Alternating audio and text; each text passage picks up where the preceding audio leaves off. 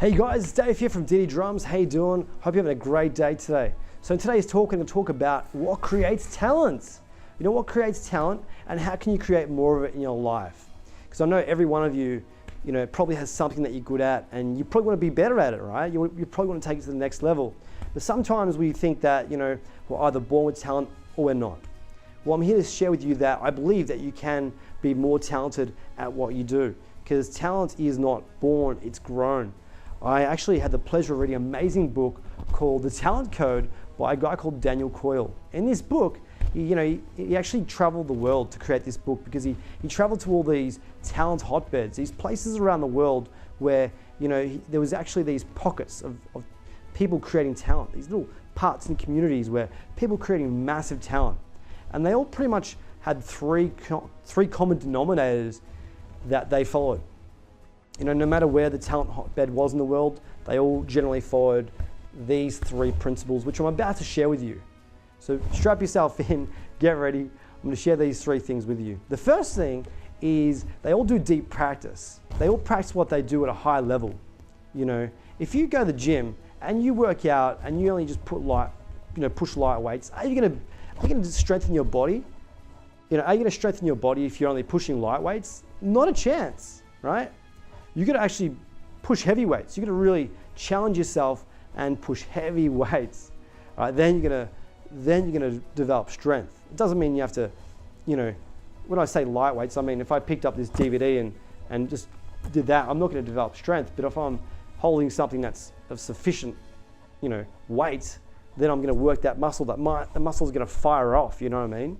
So you've got to do some kind of heavy weights if you're going to build muscle. Well, it's the same when you're practicing your skill set. So if you imagine, you're practicing your skill set and you're only doing what's easy, you're doing what's comfortable, you're doing what feels good, then you're not going to really, you're not putting any demand on that skill circuit, because you actually have a skill circuit in your body. From your mind to your particular part of your body you're using, you actually have a skill circuit. And so if you put demand on the skill circuit, then now we're talking, all right? So the reason why you want to put demand on the skill circuit is because it literally wraps myelin around the skill circuit. There's actually myelin wraps around the skill circuit, and basically it makes the signal more powerful, more accurate, and faster. Do you want to have a more powerful, more accurate signal with what you do? Absolutely, because that's what that's what makes it so easy when you end up playing something that's complicated or doing something that everyone looks at and goes, wow, you make it look so easy. It's because you have so much myelin wrapped around the skill circuit that all the signals are just firing off naturally, quickly, powerfully, right? But, to get to that level, it takes a lot of practice. For example, say Brazil, in the 1950s, they started practicing futsal, which is this like indoor soccer. And, they would actually, practice this small area where, they had a small ball and the ball was heavier. So it took more control with the feet. The feet had to work harder and faster. And because of the small area, they had to think quickly and be more, more strategic and more skillful with what they were doing. It forced it upon them. It forced the players to have to develop that skill. And they ended up taking the skills they took from futsal and applying that into of course, the main soccer field, and they ended up becoming the kind of team they are today, which is one of the top sides in the world. So, how can you practice what you do in a more challenging way? So I remember about probably quite some time ago, I started practicing drums with a metronome when I was a teenager. And because I had this particular teacher at the time who was really big on the idea. Prior to that, I had never really done it. But he was like, yeah, you got to practice with a metronome. So I started doing that. And I remember having to, stay in time. That was a challenge for me at the time. So I started to learn how to play drums in time. And then I started to practicing slowly, medium, and more fast.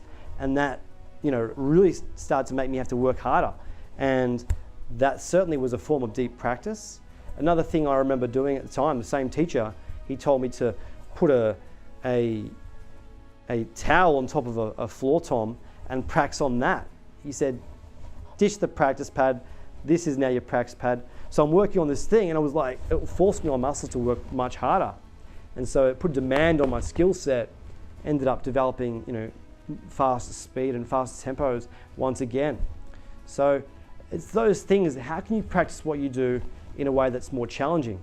Another example I know is I go to Toastmasters, which is a public speaking club, and they actually have a particular form of deep practice there, which is called table topics, where you basically have to get up on stage, you get asked a random question, and you have to do a 1 to 2 minute speech on that and come up with it like on the spot.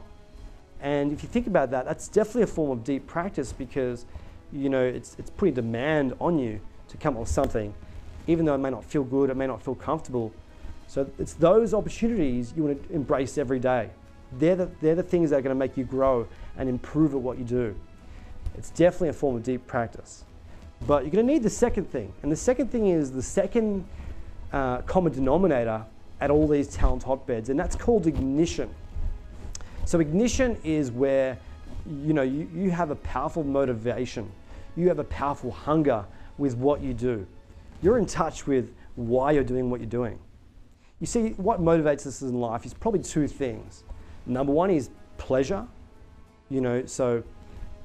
Having like some kind of pleasure. What are the things we're actually going to get out of what we're doing? Are we going to get significance? Are we going to get some love? Are we going to get some money? Are we going to get some, are we going to feel, grateful for what we do? So, there's always a carrot. There's always a reason why we're doing what we're doing. And the more in touch you can get with your reasons for doing what you're doing, the more you can get in touch with that, then I feel you're going to be strongly motivated. But also, you want to get in touch with what you're going to miss out on if you don't do it. See, that's being motivated by the stick. That's being motivated by a pain. A powerful example of that is Michael Jordan was asked a question. Michael Jordan, one of the greatest NBA players of all time, if not the greatest, was asked the question, Michael, what's the most impactful moment on your career? And he said, without a shadow of a doubt, the most powerful thing that made the biggest difference to him was when his team played a game against the Detroit Pistons, and they lost badly. He had a bad game, and after the game, he was in the bathroom. He had his head in his hands, and he was crying his eyes out. He was frustrated. He was angry, and he basically just felt so angry at his performance.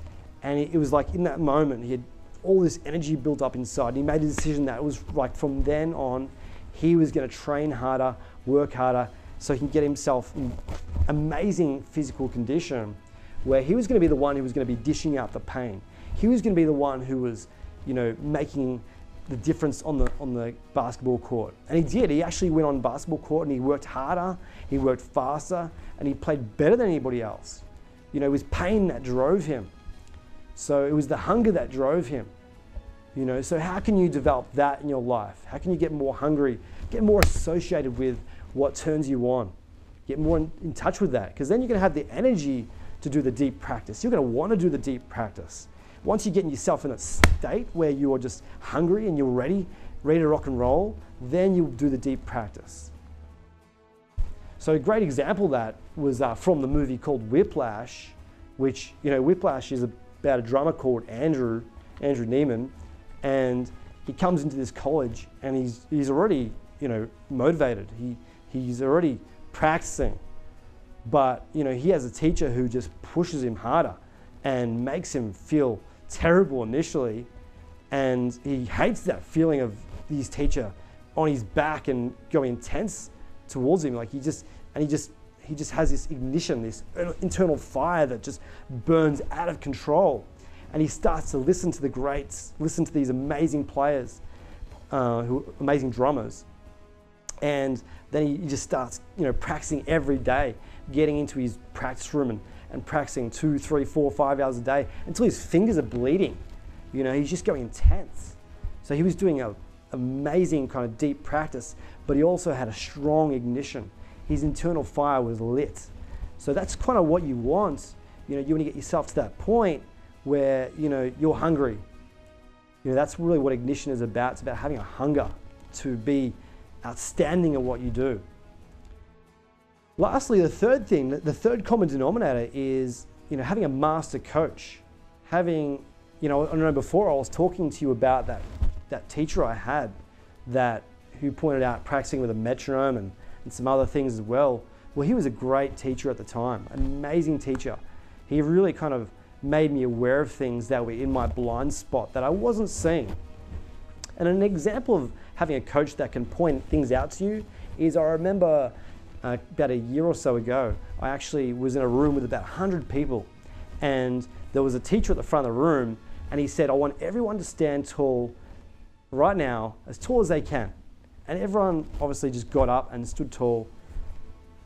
And he said to everyone in the room, there's actually there's one thing you're missing that when I point it out to you, you're all just going to go, of course. And he goes, this is it. And he pulled a chair out and he stood on the chair and he goes, now, is that staying taller than you?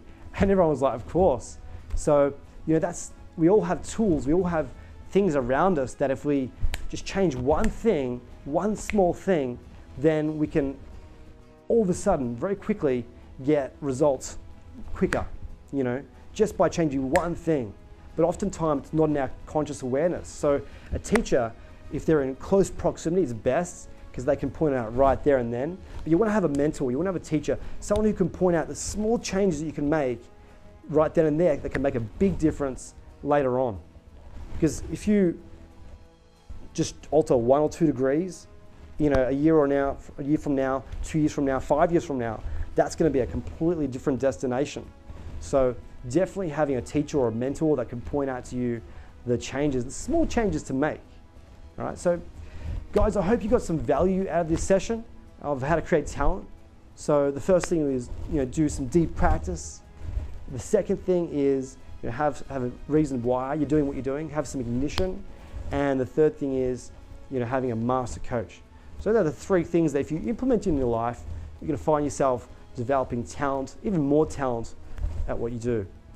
Thanks so much, guys. It's been a pleasure spending some time with you. Thanks so much for hanging with us this long.